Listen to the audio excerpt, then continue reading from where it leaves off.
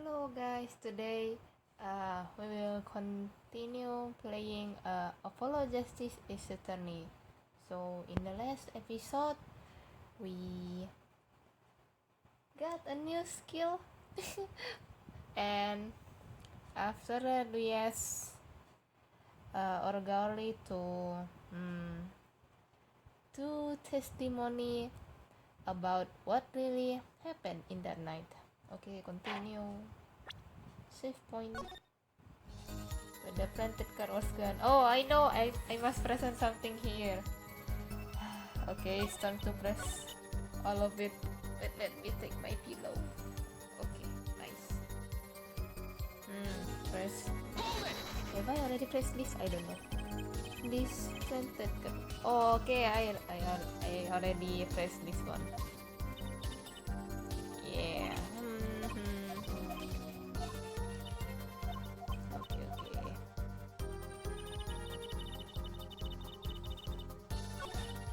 Press. So okay, I already pressed this too. My God, I really forgetful. I'm sorry about that.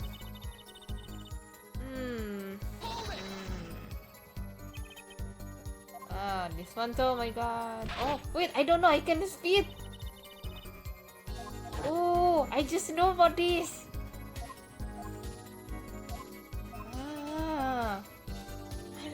I don't. Okay.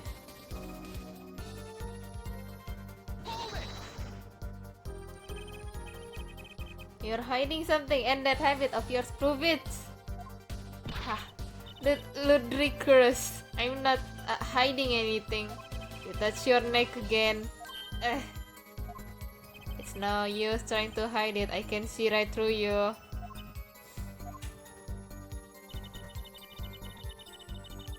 Press. You seem uneasy. You try sitting up here. Her eyes are darting all over the place. I must be getting warm. Tell me, after the crime, what was the defendant like? Oh, well, he must have stunned by the weight of his crime. He sat in a daze at that table until the cops came. Intriguing. I believe you gotten all the testimony you're going to get out of this witness. So what do you think about her testimony? I'll tell you what I think. Her testimony is fine. Okay, pretty good, really. Maybe upset too at the scene of a crime like that. Yeah, I can picture my mind going blank, staring lifelessly. Yeah, I'm picturing you doing that right now. Why do you know me? Why do you so know me? As for our defendant, he is an experienced trial lawyer. He's seen a lot in his day. Okay. Now we must present this. Nice. Miss Orly, we have a record here that clearly contradicts what you said. It states that the police were alerted by a report from the defendant. And we know that the defendant left the room, climbed the stairs, and made that phone call from the first floor of the baseball club.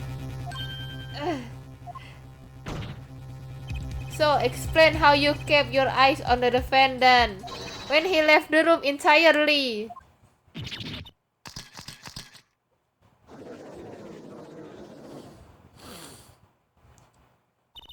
The man who picked up a bottle and swung it at the night wasn't the defendant. Then who was it?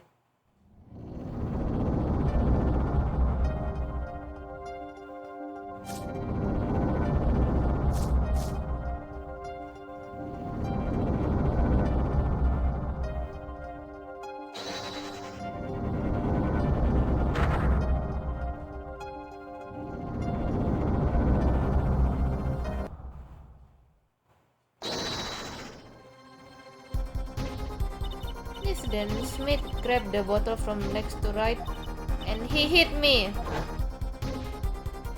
You Some master of cheating you. Oh, okay.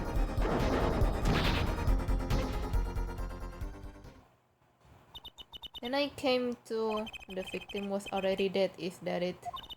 That's why I couldn't reveal who I really was. If it came out that I was in league with Smith, I'd be a suspect for sure. Well, where does this leave us? Madness! This is madness! I'm dreaming! It must have been me who was hit with a bottle and I'm imagining all of this. It appears our prosecution is at his wit's end, and frankly, I can't blame him. Mr. Gavin, what do you think about this turn of events?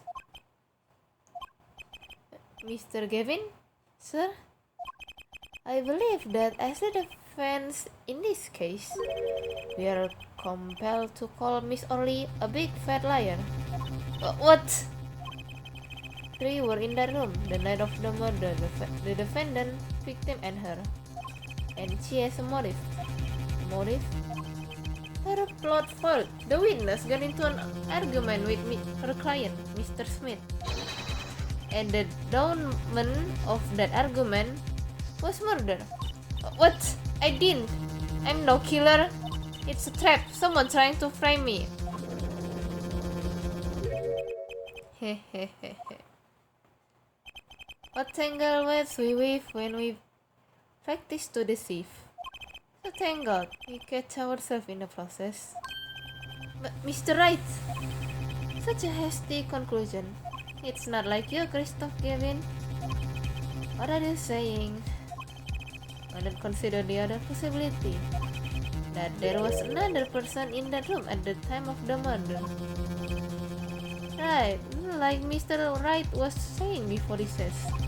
A single card was swapped into the victim's hand after the murder. And the one who swapped the card didn't know 2 colors of cards were being used. A 4th person. Ha, this theory again. Your 4th person doesn't exist. Indeed. That's why I decided to bring this case to court. Here, where's no escape and no chance for deception. The perfect place to catch the real criminal.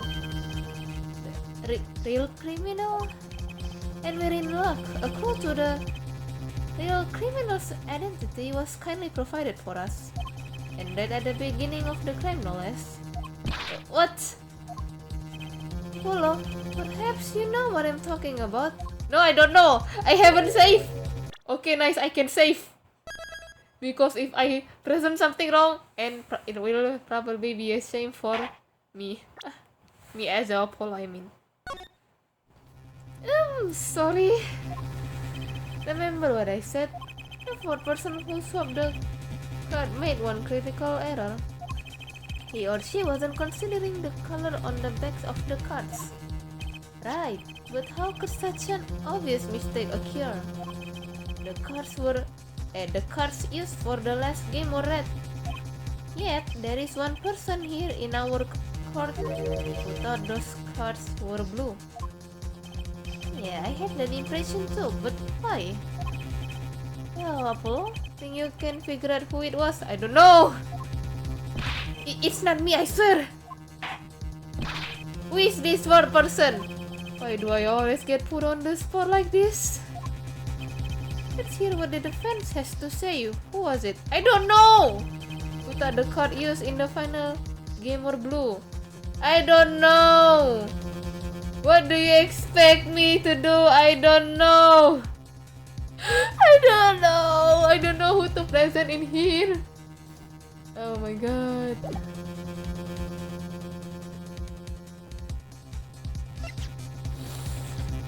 Oh my god. I don't know. I don't know. I don't know.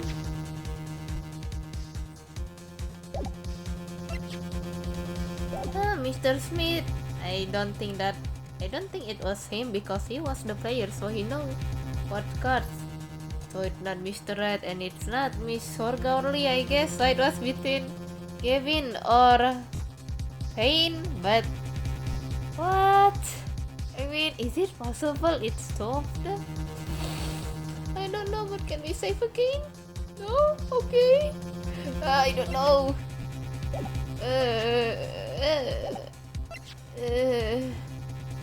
I'm sorry.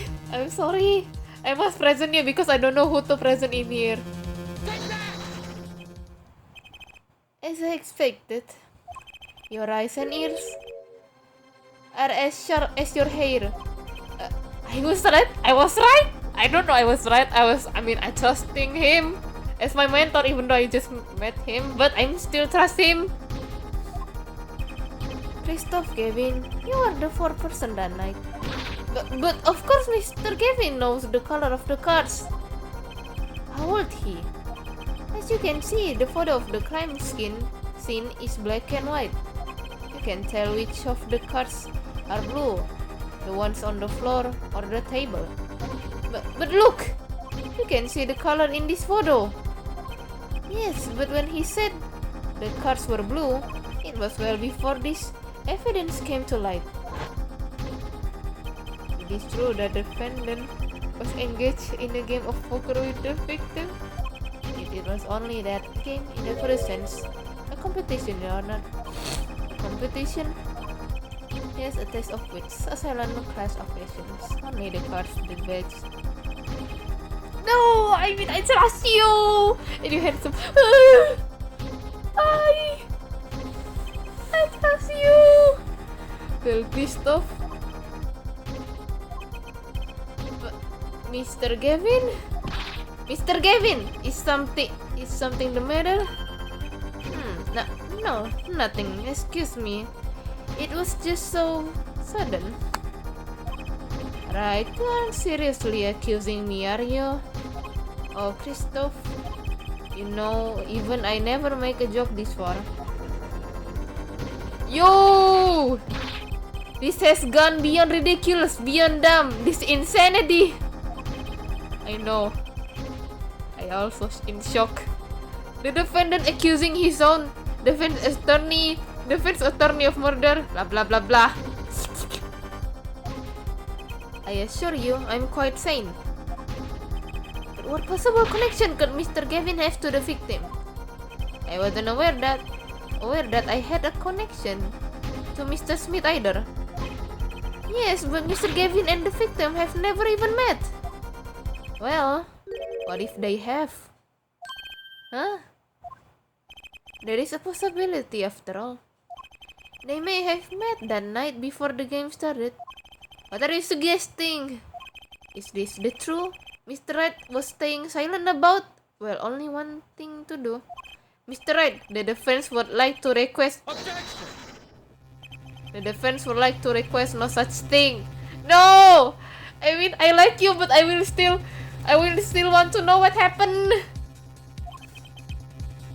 Mr. Gavin, testimony must relate to the case. How could anything happening before that game of poker be related? I'm not sure I follow, Mr. Gavin. As I explained before, the defense believed that Miss Orly. Am I to assume you speak for Mr. Justice in this? This is the defense, not you. Mr. Justice, the matter of Mr. Wright's testimony is up to you. Oh, okay. I know. I'm feeling what you're feeling right now. Does the court, in your opinion, need to hear Mr. Wright's testimony? Yes, hear the testimony. I need to know what happened. Give me. Spill the tea. Wait, let me drink. Ah, nice. This was Mr. Wright's strategy. He was planning this all along. And I intend to see it through. Yes, me too. The defense would like to request that Mr. Wright testify to the court. It's justice. You won't betray me, your teacher. No, it's not about teacher. It's about I want to see what happened. I'm sorry, Mr. Gavin. This is about loyalty. This is about truth. Yes! Yes, Apollo. I need to know. Very well. The defendant, Mr. Wright, will take the stand, please. Appetite before murder. That evening, Christoph and I had dinner. We sat at the table in this photograph," said Smith, walking 5 minutes after Christoph left. When the trap failed, Smith hit the waitress. The girl was knocked out cold, and Smith was uncontrollable. I left to call the police. When I returned, he was dead, blood steaming from a cut on his forehead. That's when I made another phone call to defense attorney Gavin. "Mr. Gavin, you were at the Boar's Ball Club at the night of the murder." "I dined with him rather frequently." "And he talked to the defendant on the phone directly after the murder?" "Quite against my will. I had become involved in a murder. I thought I might be in need of a lawyer, so I called him." "You were planning this all along, weren't you, right? Just because you wanted to drag me into your little murder trial. The only thing I want is the truth. As I did back then, and now. I thought my office was doing you a favor when it took on your defense. It appears that I was wrong." "Very well, the defense may cross-examine the witness." "Justice." Sir, he's lying and you're going to expose him." Understood, sir." Mr. Gavin versus Mr. Wright. This can end well, yes. Why cannot I have a normal trial?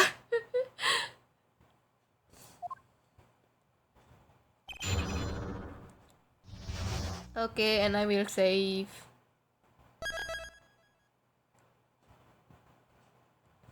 Okay, that's it for today, guys. Bye bye.